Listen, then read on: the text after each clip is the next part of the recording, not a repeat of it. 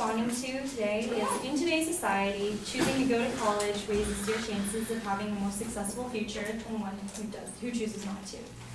Her secondary claims are: students receive the privilege to gain experience in your field of interest. Going to college helps develop professional networks. College opens up more opportunities for the individual to become a well-rounded person. And today, a higher education is required to attain a high-end and high-paying job. So I'm going to prove to you today that there is not enough evidence to prove that college will always make you successful. Her first secondary claim is: students receive the privilege to gain experience in your field of interest.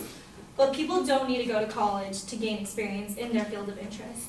She states you can listen to lectures of top experts in their fields, but there's a whole world of free information available online, including lectures from top experts on websites such as Stanford Online, Coursera, Skillshare, TED Talks, and Khan Academy.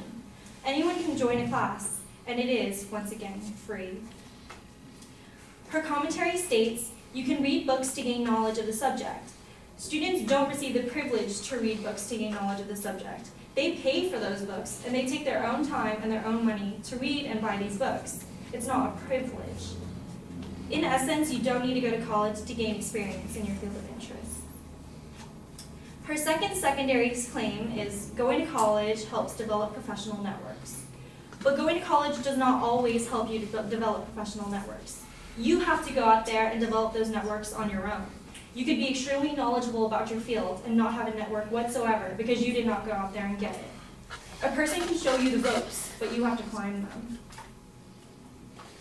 Also, the only mandatory thing about college is going to classes and getting good grades. They do not require you to join clubs or to attend seminars. You have to go out there and make yourself available and leave a lasting impression to build a network.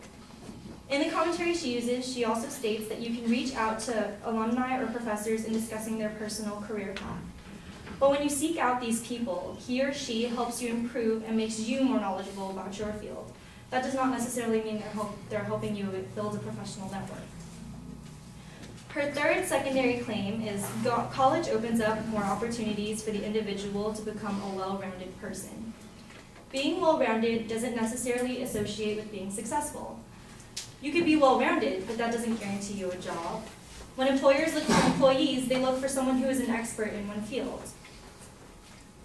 Heather Krasnos, a public service career expert, says, the experience employers appreciate the most is work experience in the industry and job function most related to what they are recruiting for.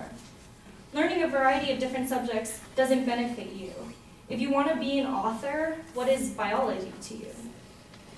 Her last secondary claim is, today a higher education is required to attain a high-end and high-paying job. According to the U.S. Bureau of Labor Statistics, in 2011, 13.5% of 20 to 29-year-olds with a bachelor's degree are unemployed.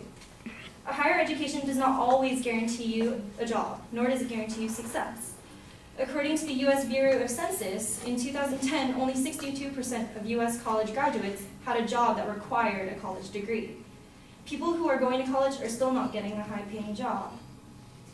It also matters what you major in. According to a Georgetown study, nursing is booming, but architecture majors face a high risk of unemployment. Individuals with a major that relates to the field of medicine don't face as much unemployment as someone with a major in architecture. According to that same Georgetown study, unemployment is higher for non-technical majors, and people who make technology are often better off than people who use technology. Unemployment rates for recent graduates in information systems concentrated in clerical functions was 14.7%, compared with mathematics, which is 5.9%, and computer science, which is 8.7%. What that is saying is individuals who are working in an office and are using computers face more unemployment than people who are coding programs and mathematical majors. My point is that obtaining a higher education doesn't guarantee you a job, nor does it make you successful. I hope I've shown some light on how choosing to go to college doesn't always raise your chances of having a more successful future than one who chooses not to.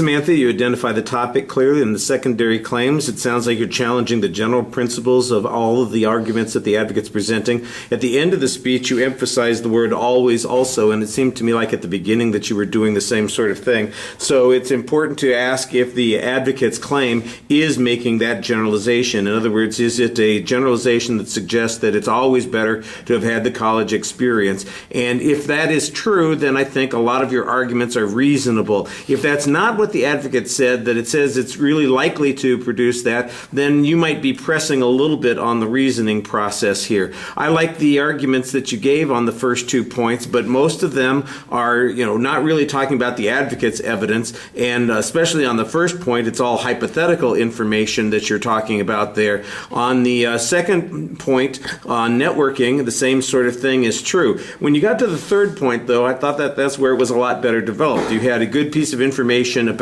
how having had the job or some job experience in that particular field was most important. It was kind of a general quote, but it applies to the issue. And then I thought that you had good statistical information talking about the unemployment levels, for instance, of people in various fields. You mentioned and 62% have jobs, only 62% have jobs that require that they have a degree. And then I thought you did a nice comparison. I heard a little bit of groaning back there when you mentioned that nursing is much more likely to get you the positive outcome than architecture. Apparently we have some architecture majors in here, but not some nursing majors.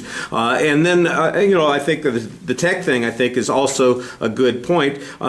You might want to point out, for instance, what percentage of people are actually in those fields in colleges. So if we've got a lot, I know you're out there, if you've got a lot of colleges, a lot of college students, but 80% of them are not in those tech fields, they're not in the STEM fields, for instance, then that seems like it's a lot of them are working for a degree that may not be useful to them, or it's less likely to be as useful to them. It's not that it's unproductive to have had. Like I said, I thought your third point was a little bit stronger. On the first 2 points, your analysis of their evidence was, there's not a lot of analysis of what the advocate said. You had good, like I said, kind of counterclaims, but they were mostly assertions on that point. And I thought, like I said, the third point was a lot stronger. All right, thank you.